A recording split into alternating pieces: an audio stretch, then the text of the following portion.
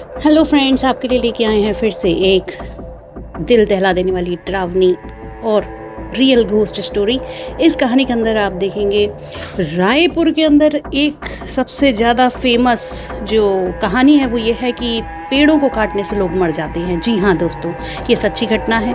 काफ़ी सारे लोग मरे हैं और रायपुर के अंदर पेड़ों पे माना जाता है डायन बैठती हैं। इसीलिए गांव के अंदर, उस गांव में स्पेशली, लोग पेड़ काटने से भी डरते हैं।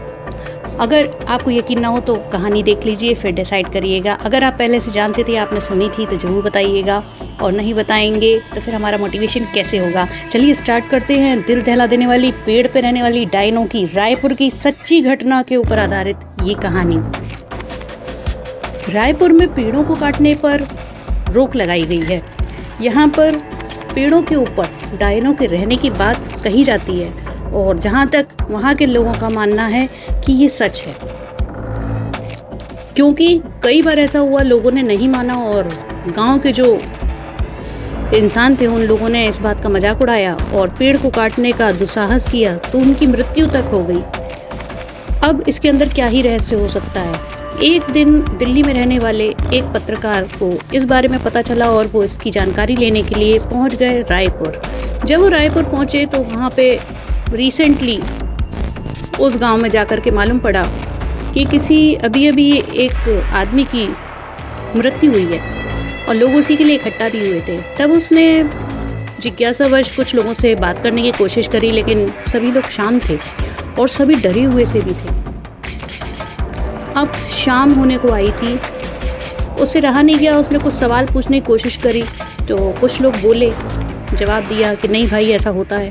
तो उन्होंने कहा आपका यही मानना है? तो उन्होंने कहा हाँ हमारा यही मानना है, और इसे मना भी किया था, लेकिन ये मानता नहीं था, हर बात को मजाक में ले जाता था।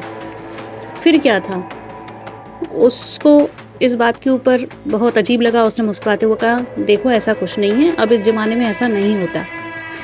तभी सारे लोग उसे घूर के देखने लगे और कहने लगे ये सब शब्द यहाँ पे मत बोलो, एक काम करो तुम यहाँ से चले जाओ, वही तुम्हारे लिए अच्छा होगा। तब उस आदमी ने कहा ठीक है, सॉरी, अगर मेरी वजह से आप लोगों की भावनाओं को ठेस पहुँची है तो मैं ऐसा नहीं बोलूँगा। फिर क्या था, उसके बाद धीरे धीरे अंधेरा होने लगा और एक भयानक सा कोहरा और डर का ये माहौल अब तो सभी को भयभीत कर रहा था। पत्रकार महोदय से लोगों ने बोला अब आप भी यहाँ से चले जाएं, आपके लिए अच्छा ही रहेगा, क्योंकि ये जगह आपके लिए बिल्कुल भी सुरक्षित नहीं है और हम लोग अपने घर की ओर जा रहे हैं। किसी प्रकार की मदद की ज़रूरत हो तो हमें ज़रूर बताइएगा। ये कह के सभी लोग वहाँ से चले गए।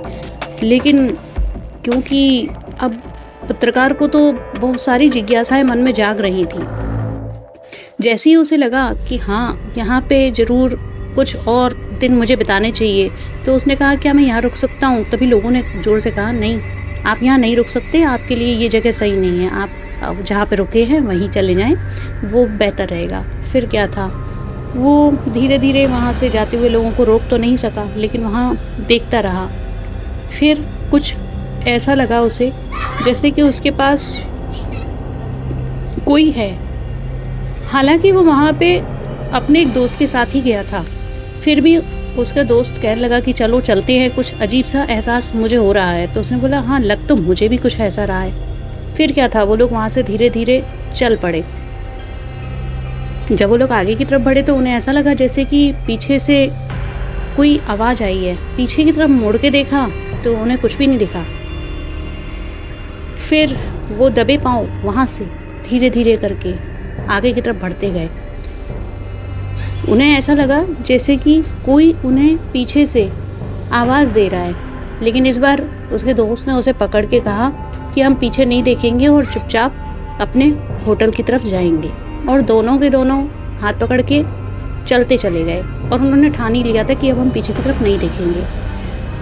फिर वो वहाँ से निकल गए और निकल करके अपने होटल पे पहुँच करके इन सारी बातों के बारे में डिस्कस ही कर रहे थे।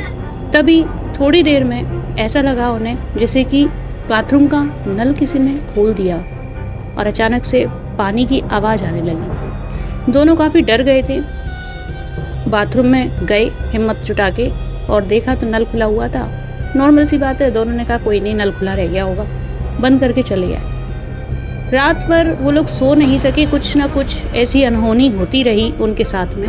हालांकि उन्होंने हर बार लॉजिक ही निकाला, जैसे कि खिड़की का काफ़ी बार अचानक से टकरा जाना।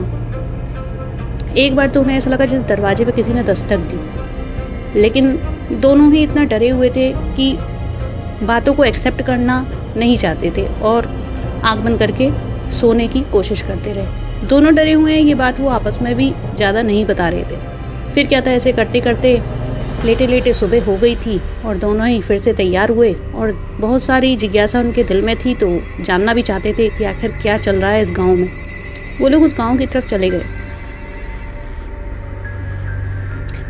जब वो दोनों दोस्त, जो पत्रकार था और उसका साथ में जो दोस्त था, वहां पे पहुंचे, काफी सन्नाटा सा था। ऐसा लग रहा था जैसे कि गम का ये माहौल चारों तरफ है और एक डर का अलग सा एहसास अब दोनों को हो रहा था। वो लोग एक चाय वाले के पास बैठ गए जाकर के। अब कुछ लोग तो उन्हें गांव के नापसंद करने लगे उस दिन की बात को सुन के, और कुछ लोग उन लोगों से बात भी किया करते थे कि भाई तुम कहाँ से हो और इतनी दूर क्यों आए हो, अपनी जान की खैरियत नहीं चाहते, हमारी तो मजबूरी है इसलिए हम लोग यहाँ रहते हैं। तो पत्रकार बोला, देखो मेरा नाम धीरज है और जैसा मेरा नाम है वैसा मेरा काम भी है। मैं बहुत धैर्य रख करके नई चीज़ों के बारे में जानकारी जुटाने जाता हूँ और इसी काम के लिए मुझे तनख्वाह भी मिलती है। अब अगर मैं यहाँ से केवल डर की वजह से चला जाऊँ तो फिर ये तो मेरे काम के साथ नाइंसाफ़ी होगी और ऐसा तो आप लोग भी नहीं चाहेंगे। अगर आपका ये सच सभी लोग जानेंगे तो शायद कुछ लोगों को यहाँ घूमने आने में भी मदद मिलेगी और शायद वो लोग पहले से जानकारी रखेंगे तो उनके संग कोई अनहोनी भी नहीं होगी। तो कुछ लोग तो इस बात से सहमत हुए और कुछ बड़े बुजुर्ग थे वो नाराज होकर यहाँ से चले गए बात करते करते।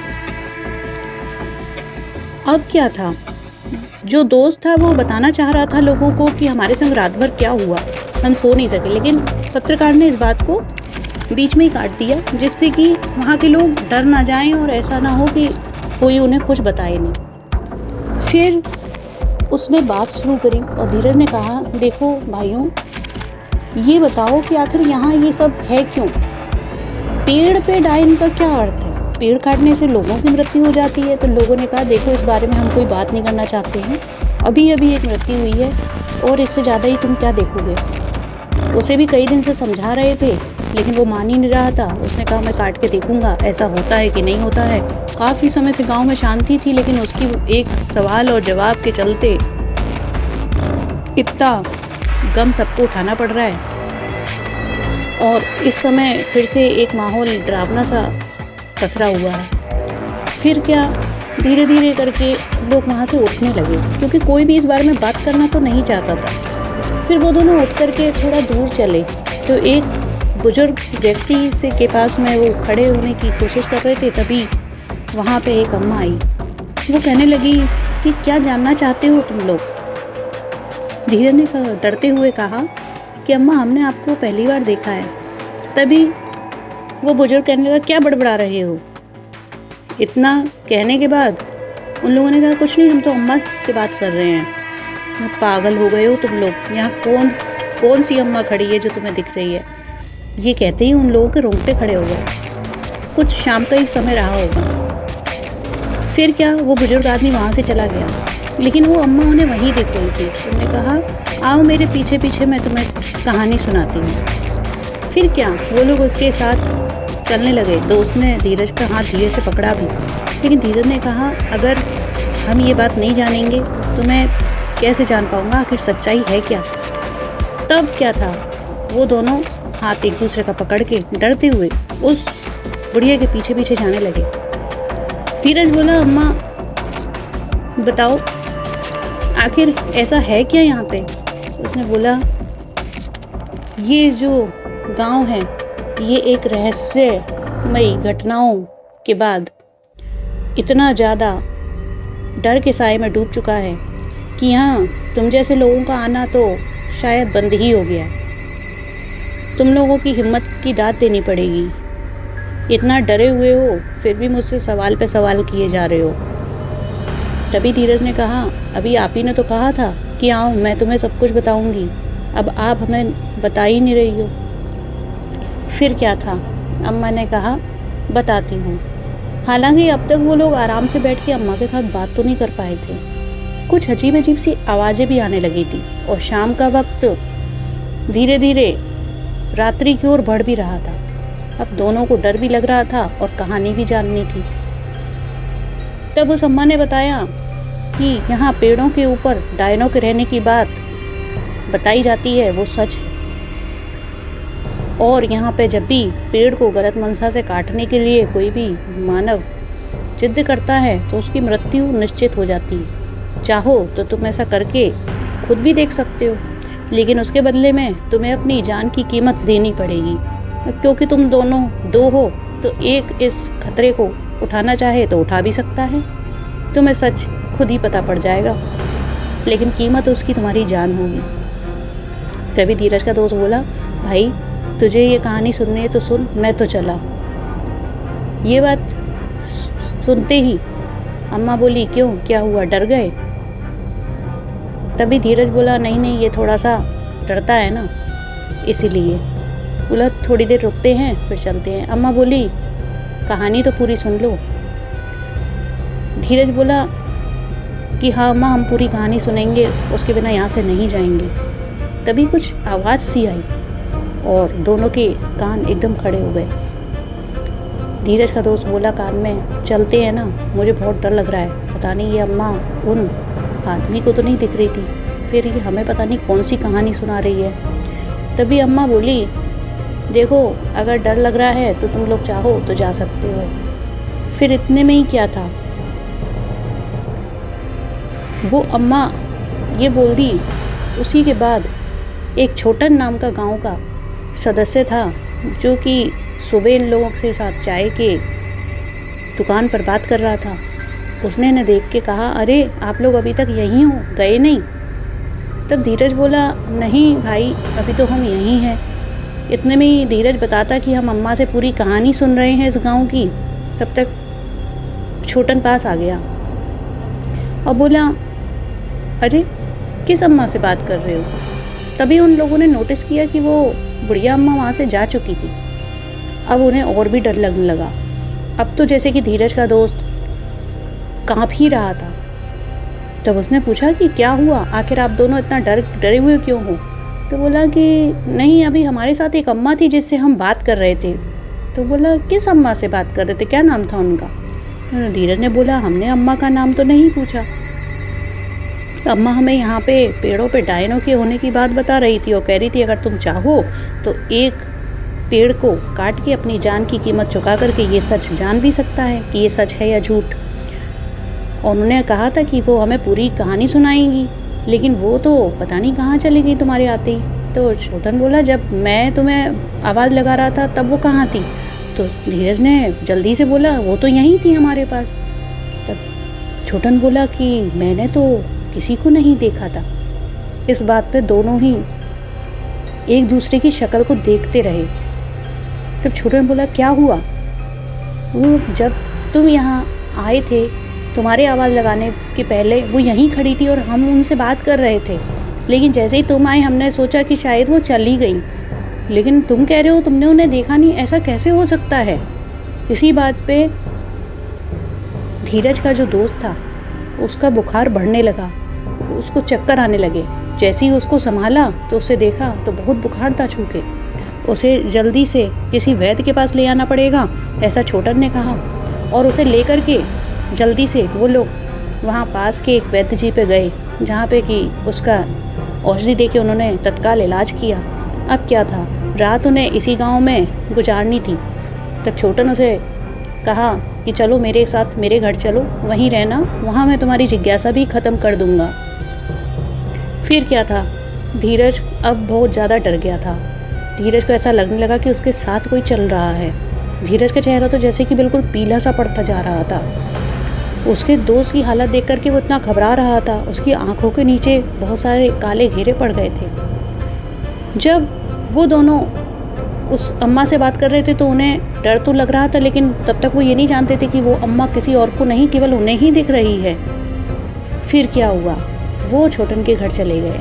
उसे तो वैद्य जी ने औषधि दी थी तो वो जल्दी ही सो गया और उसे उड़ा करके उसके बाद धीरज खाना खाए बिना ही छोटन के साथ बात करने लगा। छोटन के बहुत मनाने के बाद भी उसने खाना नहीं खाया। अपने दोस्त की इस हालत का जिम्मेदार क्योंकि वो ही था, लेकिन अब भी धीरज को ऐसा एहसास हो रहा था जैसे कि कोई उसके साथ ही साथ चल रहा है और उसे देख रहा है। फिर क्या, उसने छोटन से कहानी पूछी, देखो अब हमारी जान पे बनाई है, अगर तुम हमें नहीं बताओगे तो 2 दिन से हमारे साथ में बहुत कुछ हो रहा है। तब क्या, तब छोटन ने कहा, देखो यहाँ पे पेड़ों के ऊपर डायनों का वास है, ये सच है, और हम इस बात को नए लोगों को इसलिए नहीं बताते हैं कि लोग अगर डर जाएंगे तो यहाँ कोई नहीं आएगा। और यहाँ पर एक टूटी हुई हवेली है, उसके अंदर एक छोटी सी कोठरी है, उस कोठरी में कोई भी नहीं जाता है। माना जाता है उस अंधेरी कोठरी में जो भी गया वो कभी लौट के वापस ही नहीं आया।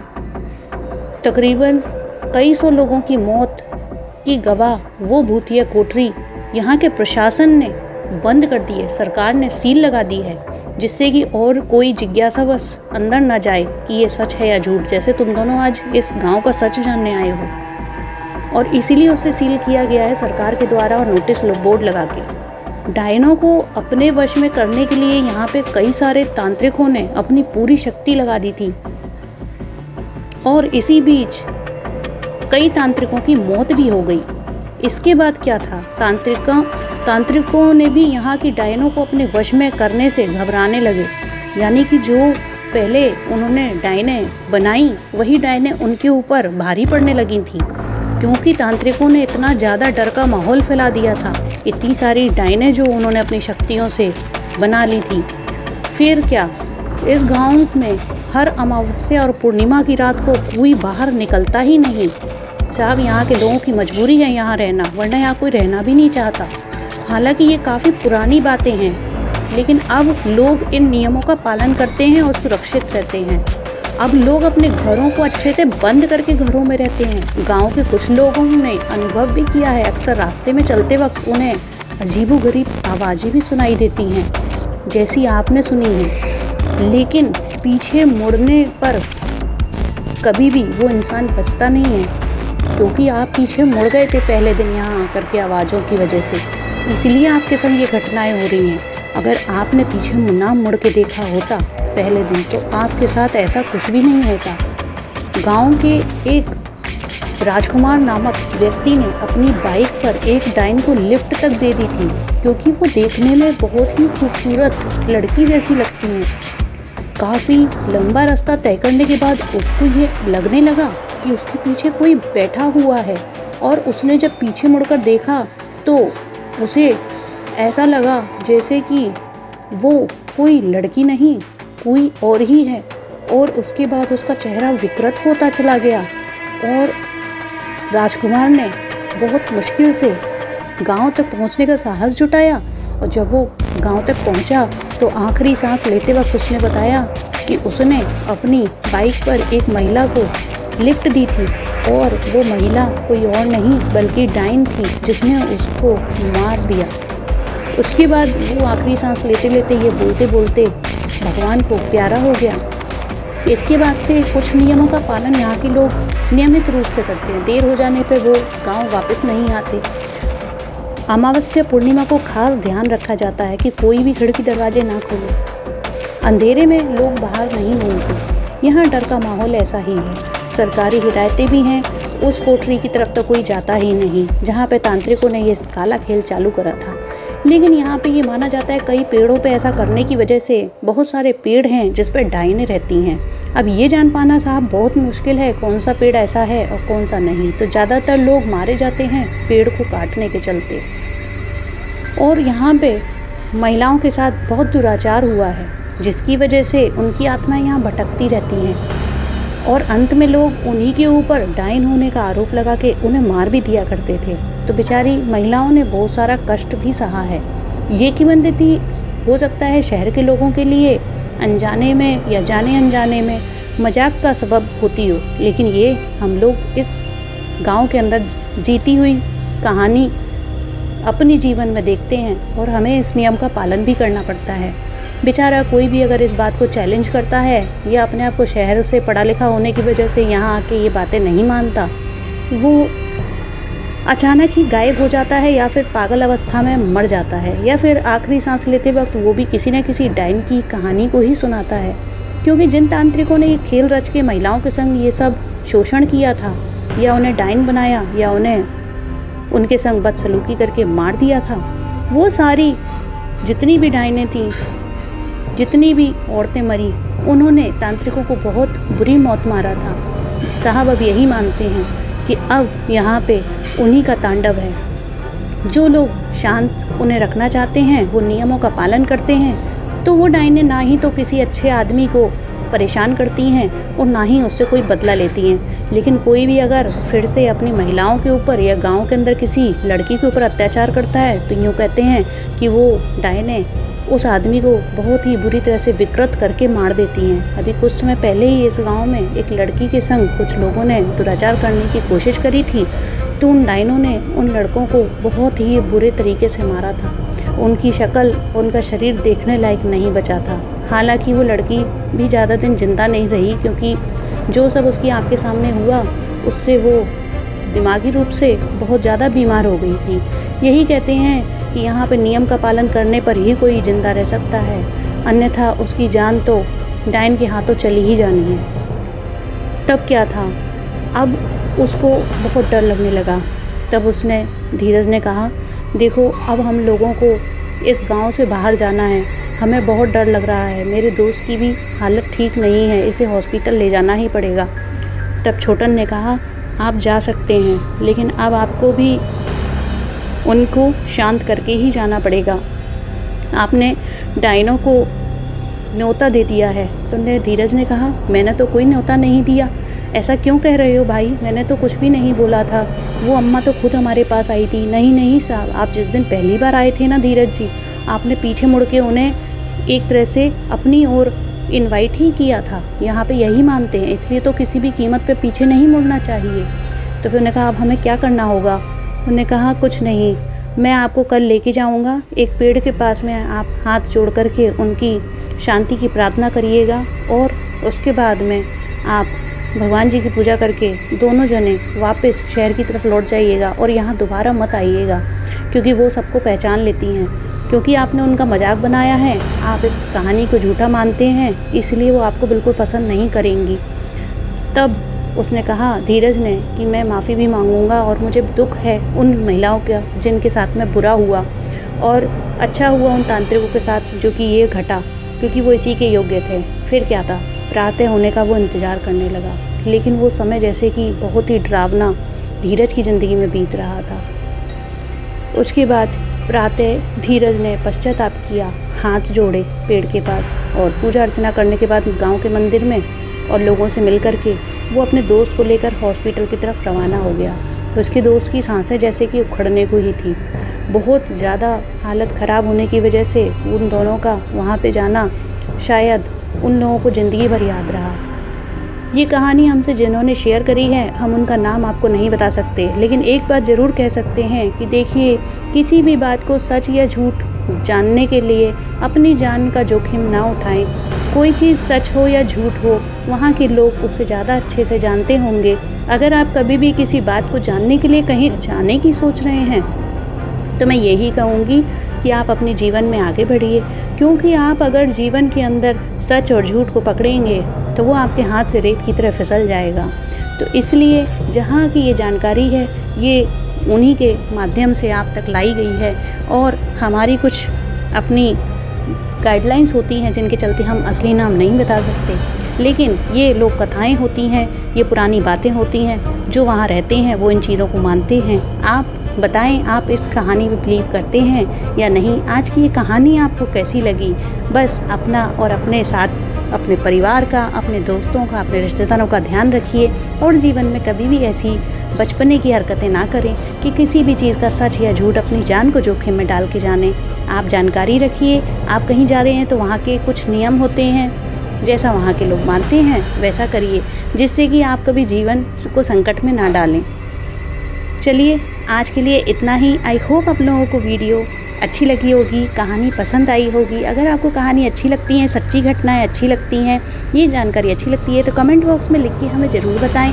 और अगर आपने अभी तक चैनल सब्सक्राइब नहीं किया है, लाइक नहीं किया है तो कर दीजिए और शेयर करिए अपने फ्रेंड्स के साथ में। इससे हमें मोटिवेशन मिलता है और लाते रहेंगे आपके लिए इंटरेस्टिंग रियल घोस्ट स्टोरीज़ और real incidents. Thanks for watching.